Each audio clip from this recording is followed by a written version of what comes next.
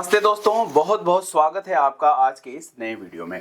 दोस्तों, सबसे पहले मैं पिछले वीडियो को इतना प्यार, सहयोग और सम्मान देने के लिए आप सभी दर्शकों के प्रति हृदय की गहराइयों से धन्यवाद एवं आभार व्यक्त करना चाहता हूं। आप सभी का हार्दिक धन्यवाद एवं आभार। और जो बंधु पहली बार इस वीडियो को देख रहे हैं, उन सभी से निवेदन है कि उस वीडियो को भी आप उस लिंक पर जाकर क्लिक करके जरूर देखें और इस सनातन व्यूज यूट्यूब चैनल को सब्सक्राइब भी अवश्य करें। दोस्तों, जैसा कि पिछले वीडियो में हमने चर्चा की थी कि महर्षि दयानंद सरस्वती 21 सितंबर 1869 में प्रयाग से चलकर रामनगर पधारे थे। वहां एक महीने तक वेद प्रचार का कार्य करने के उपरांत 22-23 अक्टूबर को गोसाई जी के बाग में आ गए थे। वहां कुछ समय तक रुककर अमेठी के राजा के आनंद बाग नाम के उद्यान में आ गए थे। वहां 16 नवंबर मंगलवार 1869 को दयानंद सरस्वती एवं काशी के पौराणिक पंडितों में वह ऐतिहासिक शास्त्रार्थ हुआ था। दोस्तों, पिछले वीडियो के बाद आई अनेक प्रतिक्रियाओं में दर्शकों ने अनेक प्रश्न और जिज्ञासाएं उपस्थापित करते हुए इस शास्त्रार्थ के विषय में और अधिक जानने की इच्छा जताई थी एवं विरोधियों ने कुछ आक्षेप भी किए थे, जिनका समाधान भी आवश्यक था। इन दोनों उद्देश्यों की पूर्ति के लिए ये वीडियो आपके समक्ष प्रस्तुत है। दोस्तों, यहाँ आपसे निवेदन है कि इस वीडियो को बिना स्किप किए अंत तक देखिए और इस बात के लिए मैं आपको आश्वस्त करता हूँ कि इस वीडियो को एक बार अंत तक देख लेने पर काशी शास्त्रार्थ से संबंधित कोई भी शंका शेष नहीं रहेगी और विरोधियों को भी समुचित उत्तर मिल जाएगा। और इस वीडियो के अंत में कुछ ऐसे तथ्य और तर्क आपके सामने प्रस्तुत करूंगा जिससे यह बिल्कुल स्पष्ट हो जाएगा कि शास्त्रार्थ में किसकी जीत हुई थी और किसकी हार हुई थी। तो आइए इस वीडियो को शुरू करते हैं। महर्षि दयानंद सरस्वती के काशी आने की सूचना आग की तरह पूरे शहर में फैल गई और चर्चाएं होने लगी कि एक ऐसा सन्यासी काशी आया है जो एक निराकार ईश्वर की उपासना का समर्थन करता है एवं मूर्ति पूजा का खंडन करता है। शहर वासियों के लिए यह बिल्कुल नई और रोमांचक बात थी, इसलिए लोग उत्सुकतावश सैकड़ों की संख्या में स्वामी दयानंद सरस्वती के दर्शन के लिए आनंद बाग में आने लगे एवं शंका समाधान का सिलसिला चल पड़ा। उनसे मिलकर भारी संख्या में लोग स्वामी दयानंद के विचारों से सहमत हो रहे थे एवं उनके अनुयायी बन रहे थे, जिनमें बाबू अविनाशी लाल खत्री मेहरोत्रा, मुंशी हरवंश लाल और ज्योति स्वरूप उदासी आदि सैकड़ों प्रसिद्ध लोग भी शामिल थे। श्री देवेंद्र मुखोपाध्याय अपनी पुस्तक महर्षि दयानंद चरित के पृष्ठ संख्या 169 में लिखते हैं, एक बार काशी नरेश महाराजा ईश्वरी प्रसाद नारायण सिंह स्वामी निरंजनानंद के पास गए और पूछा कि स्वामी दयानंद कहते हैं कि वेदों में मूर्ति पूजा का विधान नहीं है, इसमें सत्य क्या है और असत्य क्या है, इसका स्पष्टीकरण आप करें। इस पर स्वामी निरंजनानंद ने कहा था कि स्वामी दयानंद तो ठीक ही कहते हैं कि मूर्ति पूजा का विधान वेदों में नहीं है, बाकी लोक रीति चली आ रही है, आप करते रहिए। इसमें लास्ट वाली बात उन्होंने काशी नरेश का दिल रखने के लिए ही कही थी, ऐसा अनेक इतिहासकारों का स्पष्ट रूप से मानना है। इस प्रकार स्वामी दयानंद ने अपने विचारों से काशी को आंदोलित कर दिया था और स्वामी जी के उपदेशों का जनता पर इतना जबरदस्त प्रभाव हो रहा था कि लोग दुर्गा मंदिर में कथा सुनने के लिए घर से निकलते थे, पर स्वामी दयानंद जी का उपदेश सुनने लग जाते थे एवं वहीं से घर चले जाते थे, जिससे मंदिर वाले स्वामी जी से नाराज होकर अक्सर कहा करते थे कि स्वामी जी, आनंद बाग से अब आप कहीं और चले जाइए, क्योंकि वहां चढ़ावे में भारी कमी आ रही थी।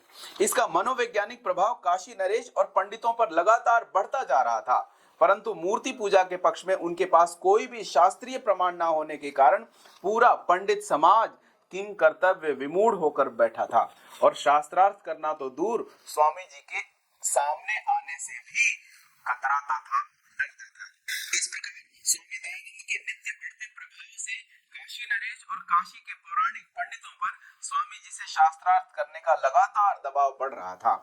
एक तरफ दबाव और दूसरी तरफ स्वामी जी के सामना का डर। इस भारी संकट से बचने के लिए वे स्वामी जी पर अनेक प्रकार के बिना सिर पैर के आरोप लगाने लगे।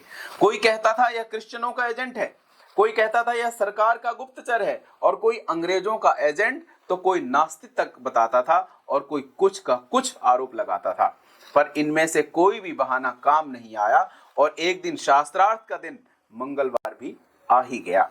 श्री देवेंद्र मुखोपाध्याय अपनी पुस्तक दयानंद चरित के पृष्ठ संख्या 173 में लिखते हैं कि काशी नरेश ने दयानंद पर विशेष आतंक बैठाने के लिए शास्त्रार्थ में भाग लेने वाले अपने पक्ष के विद्वानों को अनेक तामझाम के साथ चंवर डुलाते हुए, जयकारे लगाते हुए, फूल मालाएं और फूल पुष्प वर्षा करते हुए स्वागत एवं प्रवेश की व्यवस्था की थी।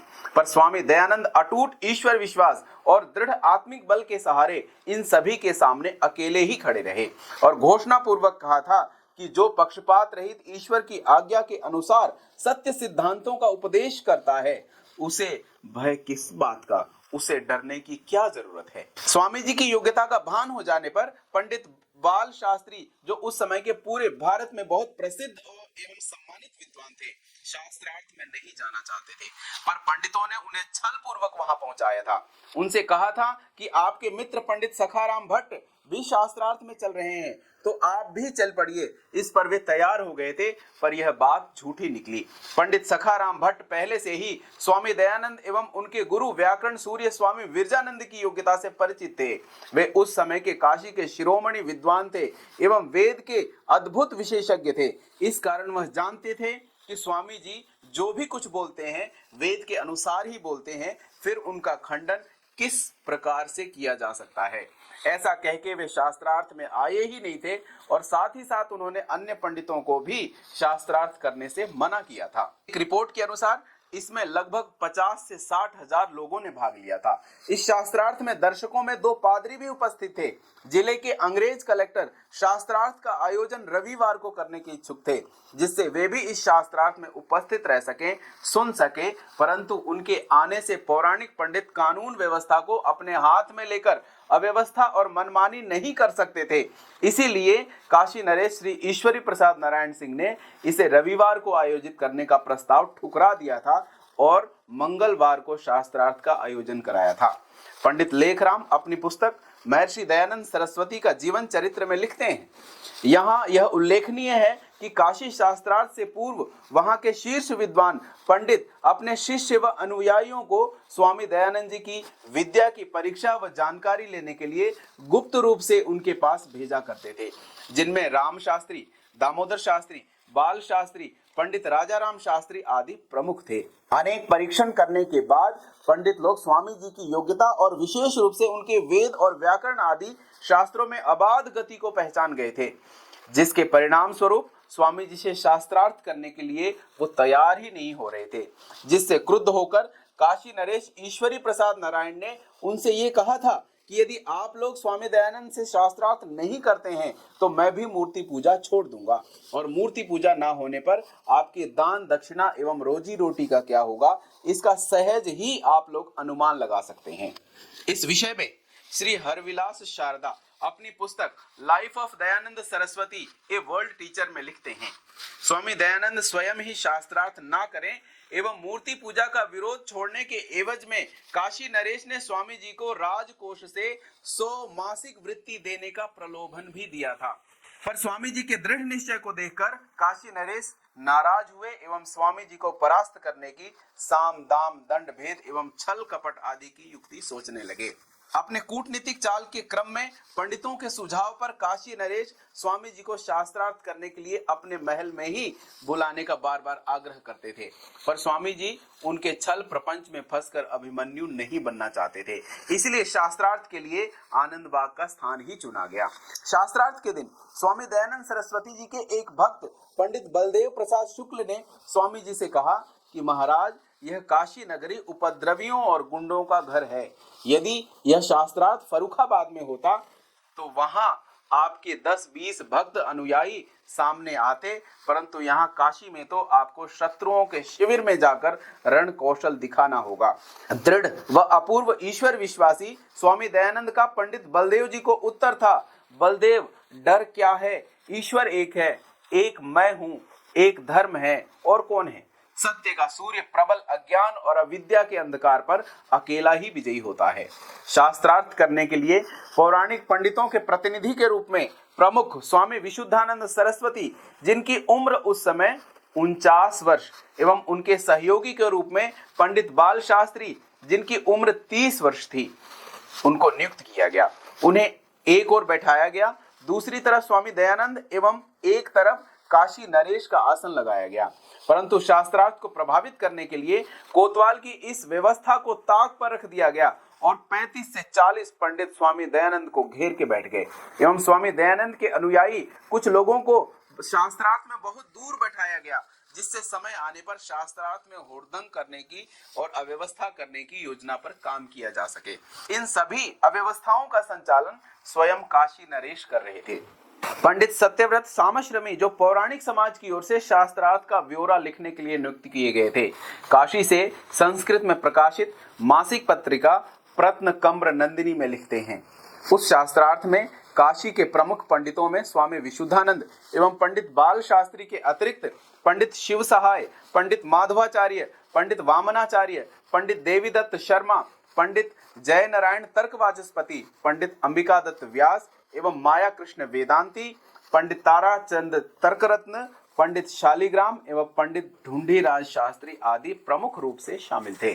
डॉक्टर भवानी लाल भारतीय अपनी पुस्तक स्वामी दयानंद दिग्विजयार्क में लिखते हैं, स्वामी दयानंद सरस्वती ने शास्त्रार्थ का आयोजन युक्ति, तर्क एवं प्रमाण पूर्वक करने के लिए कुछ नियम बनाए थे, जिनमें से यह भी एक नियम था कि जिन ग्रंथों का प्रमाण प्रस्तुत किया जाए, इनकी छपी हुई पुस्तकें भी वहां जरूर रखी जाएं। उन्हें इस बात का डर था कि पंडित लोग मनमाने श्लोक या मंत्र बनाकर बोलने शुरू हो सकते हैं, जिससे झूठ बातों का प्रतिपादन करेंगे और व्यर्थ ही बखेड़ा कर सकते हैं। परंतु काशी नरेश ने यह कहते हुए कि हमारे पंडितों को सब शास्त्र कंठस्थ है, ऐसा कहकर इस नियम को भी अस्वीकार कर दिया था।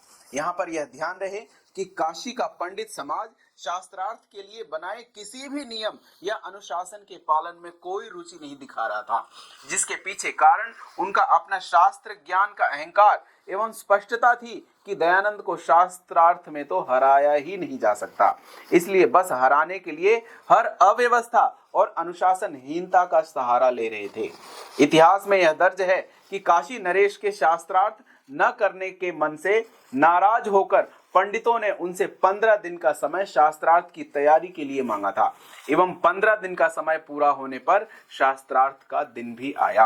अंततः शास्त्रार्थ आरंभ हुआ और स्वामी दयानंद सरस्वती ने प्रश्न किया, क्या आप वेद का प्रमाण स्वीकार करते हैं? इस पर पंडित ताराचंद ने कहा, हाँ। इस पर स्वामी दयानंद सरस्वती ने पूछा कि यदि आप वेद का प्रमाण स्वीकार करते हैं तो वेद में मूर्ति पूजा का कोई प्रमाण हो तो बताइए। इस पर पंडित बाल शास्त्री ने कहा कि वेदों में किसी कार्य का विधान ना होने से क्या वह त्याज्य अथवा अप्रामाणिक हो जाता है? इस पर लगातार शास्त्रार्थ चलता रहा। काशी की संस्कृत मासिक पत्रिका प्रत्नक्रम नंदिनी में पंडित सत्यव्रत सामश्रमी द्वारा लिखित विवरण के अनुसार इसके पश्चात स्वामी विशुद्धानंद का प्रश्न आया कि ब्रह्मसूत्र रचनानुपपत्तेश्च नानुमानम, इस सूत्र का मूल वेद में कहाँ है, यह बताइए। यहाँ भी विषयांतर करने पर स्वामी दयानंद ने उन्हें रोका। इस पर स्वामी विशुद्धानंद ने गर्व से कहा कि जब आपको सारे शास्त्र कंठस्थ नहीं है तो शास्त्रार्थ करने आए ही क्यों? इस पर स्वामी दयानंद सरस्वती ने प्रश्न किया कि क्या आपको सभी शास्त्र कंठस्थ हैं? इस पर स्वामी विशुद्धानंद ने कहा कि हाँ, मम सर्वम कंठस्थम वर्तते, अर्थात मुझे सब कुछ कंठस्थ है। इस पर स्वामी जी ने मनुस्मृति के अनुसार उनसे धर्म के लक्षण पूछे। इस प्रश्न का जब इधर उधर का उत्तर स्वामी विशुद्धानंद देने लगे, तब बाल शास्त्री बीच बचाव के लिए बीच में आए और कहा कि हम सर्वम धर्म शास्त्रम पठितवानिति, अर्थात मैंने सभी धर्म शास्त्र पढ़े हैं। इस पर स्वामी जी ने उनसे अधर्म के लक्षण पूछे, जिससे वे भी मौन में चले गए। इसके पश्चात स्वामी विशुद्धानंद ने प्रश्न किया कि उपनिषद आदि ग्रंथों में उपासना की जो विधि बताई गई है, तो उपासना किसकी होगी?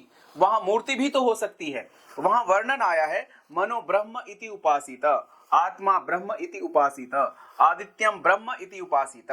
इन सभी स्थानों पर उपासना का विधान है। इस प्रकार मूर्ति की उपासना का विधान भी यहाँ मानना चाहिए। इसका उत्तर देते हुए स्वामी दयानंद सरस्वती ने कहा कि यहाँ किसी मूर्ति का वर्णन नहीं है, अपितु निराकार ब्रह्म की उपासना का वर्णन है। यहाँ कहीं भी पाषाणम ब्रह्म इति उपासित, अर्थात मूर्ति की ब्रह्म के रूप में उपासना करें, ऐसा उल्लेख प्राप्त नहीं होता है। इन प्रश्नों का उत्तर न बनने पर स्वामी विशुद्धानंद ने ईश्वर के स्वरूप के विषय में प्रश्न करते हुए अलग अलग दर्शनों के अनुसार ईश्वर के अलग अलग स्वरूप पर बात करते हुए अनेक ईश्वर सिद्ध करने लगे। इस पर स्वामी दयानंद ने पूछा, किम ईश्वरा बहवः भवन्ति किम न न अपितु एक एव अलमर्थ विचारेण यत् प्रकरणम तद्वद। अर्थात क्या ईश्वर बहुत होते हैं? नहीं, ईश्वर एक ही है। साथ ही साथ ऋषि ने यह भी कहा कि जो प्रसंग है उस पे बात कीजिए, विषयांतर मत जाइए। इस पर स्वामी विशुद्धानंद ने स्वामी जी का पुनः अपमान करने की कोशिश की और कहा कि शास्त्रार्थ की तैयारी करके क्यों नहीं आए। तब स्वामी दयानंद सरस्वती ने कहा कि क्या आपने सब कुछ पढ़ा है? उन्होंने कहा सर्वम। इस पर स्वामी जी ने कहा क्या व्याकरण भी? उत्तर आया वह भी। इस पर स्वामी जी ने इस शास्त्रार्थ का बहुत ही चर्चित प्रश्न कल्म संज्ञा किसकी होती है यह प्रश्न किया था, जिसका उत्तर स्वामी विशुद्धानंद से न बन पड़ा तो बीच बचाव करने पंडित बाल शास्त्री आए और कुछ बोलने की कोशिश की, पर वो भी इस प्रश्न का ठीक ठीक उत्तर नहीं दे पाए और बार बार शास्त्रार्थ को भटकाने की कोशिश करने लगे। और शाम को लगभग 7 बजने पर एक पत्र वेद का कह के लाया गया और अपनी जीत की घोषणा कर दी गई और नारे लगाते हुए उपद्रवियों ने स्वामी दयानंद पर हमला कर दिया। स्वामी जी ने विशुद्धानंद को बैठने को कहा तो उन्होंने कहा अब आप बैठिए, हमारी तरफ से शास्त्रार्थ समाप्त हो चुका है। इशारा पाकर भीड़ ने हमला कर दिया एवं स्वामी जी पर ईंट, पत्थर, मिट्टी आदि की बारिश करने लग गए। कोतवाल ने यहाँ बहुत ही समझदारी का परिचय दिया। कोतवाल ने बहुत ही समझदारी से स्वामी जी को तुरंत पिछले दरवाजे से जैसे तैसे सुरक्षित बाहर निकाला और स्वामी जी के प्राणों की रक्षा की। इस प्रकार काशी नरेश के पक्षपातपूर्ण एवं अन्यायपूर्ण व्यवहार के कारण शास्त्रार्थ में एक अच्छे संवाद की उम्मीद पर पानी फिर गया। इस घटना के बाद शहर भर में झूठा प्रचार पंडितों की तरफ से किया गया कि दयानंद की हार हो गई है, परंतु अगले दिन शहर के विभिन्न समाचार पत्र पत्रिकाओं में जो खबर प्रकाशित हुई उससे स्वामी दयानंद के विजय एवं मूर्ति पूजा के पक्ष में पंडितों द्वारा एक भी तर्क न देने पाने की सूचना ने दूध का दूध और पानी का पानी कर दिया। शास्त्रार्थ में स्वामी दयानंद के विजय का पूरा विवरण हिंदू पैट्रियट नाम के पत्र के 17 जनवरी सन 1870 में छपा था, जिसमें काशी के पंडितों की छल कपट की पूरी कहानी और काशी नरेश के पक्षपात पूर्ण व्यवहार का पूरा ब्यौरा छपा हुआ है। इसके अलावा एक और लेखक ने AFRH के नाम से क्रिश्चियन इंटेलिजेंसर में प्रकाशित 1870 के लेख से भी स्वामी दयानंद के विजय की पुष्टि होती है। स्वामी दयानंद की जीत का एक बड़ा प्रमाण यह भी है कि उस शास्त्रार्थ में आधुनिक हिंदी साहित्य के पितामह माने जाने वाले भारतेंदु हरिश्चंद्र स्वयं विद्यमान थे एवं उस समय स्वामी दयानंद के विरोधी थे एवं दूषण मालिका के प्रकाशन में उन्होंने सहयोग किया था, जिसमें स्वामी दयानंद के लिए अनेक अपशब्द लिखे गए थे। परंतु स्वामी दयानंद की विद्या, बुद्धि एवं जीवन का ऐसा प्रभाव उन पर हुआ कि हृदय परिवर्तन हुआ एवं उसके बाद वे स्वामी दयानंद के प्रशंसक बन गए। बाद में अपनी पत्रिका कवि वचन सुधा में शास्त्रार्थ की पूरी साजिश का पर्दाफाश उन्होंने किया और अपनी पत्रिका के संपादक मंडल में स्वामी दयानंद सरस्वती का नाम भी जोड़ा। कालांतर में स्वामी दयानंद के कार्यों को उन्होंने आगे बढ़ाया। इसके अलावा स्वामी दयानंद के समाज सुधार के कार्यों जैसे विधवा विवाह, विदेश यात्रा, स्त्री शिक्षा, धर्म शास्त्रों में प्रक्षेप आदि की खुलकर प्रशंसा की और कहा बहु देवी देवता भूत प्रेतादि पुजाई, ईश्वर यों सब विमुख किए हिंदू घबराई, विधवा विवाह निषेध कियो वे विचार बढ़ायो, रोकी विलायत गमन कूप मंडुक बनायो। इस विषय में आधुनिक समय के संस्कृत के प्रसिद्ध विद्वान प्रोफेसर राधा वल्लभ त्रिपाठी का स्पष्ट मानना है कि स्वामी दयानंद सरस्वती इस शास्त्रार्थ में अगर हार गए होते तो काशी में और 3 महीने तक कभी न रुकते और इस शास्त्रार्थ के बाद भी 4 बार काशी की यात्रा कभी न करते। आप कल्पना कीजिए कि हारे हुए दयानंद को काशी में पंडित क्या एक दिन भी रहने देते या वे स्वयं ही एक दिन भी रुकते? कदापि नहीं। वस्तुतः इस शास्त्रार्थ में स्वामी जी की जीत हुई थी और पौराणिक मंडली की तरफ से अपने पक्ष में एक भी वेद का मंत्र प्रस्तुत नहीं किया जा सका था। इस विजय से उनका उत्साह और अधिक बढ़ा और भी अधिक उत्साह से वे वेद का प्रचार कार्य करने लगे और अगर हार गए होते तो यह कदापि संभव नहीं हो सकता था। वस्तुतः इस शास्त्रार्थ के बाद स्वामी जी 4 बार काशी आए एवं एक संस्कृत विद्यालय खोलने की योजना पर भी कार्य करते रहे। हारने की स्थिति में यह कदापि संभव नहीं हो सकता था। इस पूरे शास्त्रार्थ पर नजर डालने पर यह स्पष्ट हो जाता है कि धोखा करने के लिए किस प्रकार से साजिशें की गई थी, जिसका पहला उदाहरण देखिए। शास्त्रार्थ का दिन रविवार का हो ऐसा शहर के कलेक्टर और अन्य सभी अंग्रेज अधिकारी चाहते थे, जिससे वे भी शास्त्रार्थ को सुन सकें एवं व्यवस्था ठीक हो सके। स्वामी दयानंद को इस पर कोई आपत्ति नहीं थी, पर काशी नरेश ने मंगलवार का दिन निश्चित किया, जिससे सरकारी अधिकारियों की अनुपस्थिति में अपने अनुसार मनमानी की जा सके।